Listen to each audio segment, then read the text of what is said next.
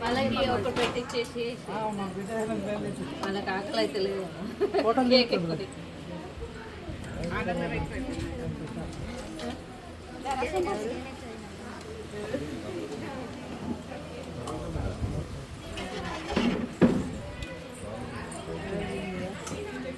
పంపిస్తారా?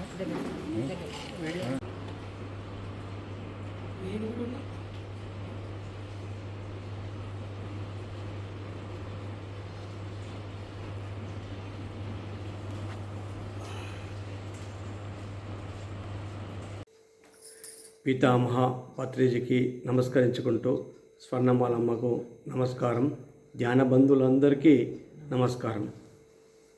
9 నవంబర్ రోజున పత్రిజీ జన్మదిన వేడుకలు శనివారం రోజున రామాలయం లోపల జరుగుతున్నవి.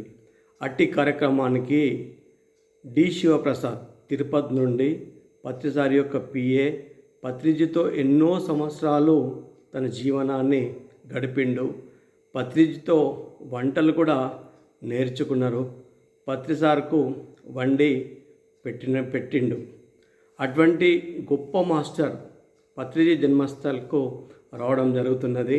ఆయన యొక్క జ్ఞానాన్ని, ఆయన వండే వంటల యొక్క రుచుల్ని మనం అందరం కూడా ఆస్వాదించుదాం. అందుకే మీ అందరూ కూడా రావాలని మేము కోరుచున్నాం. Thank you.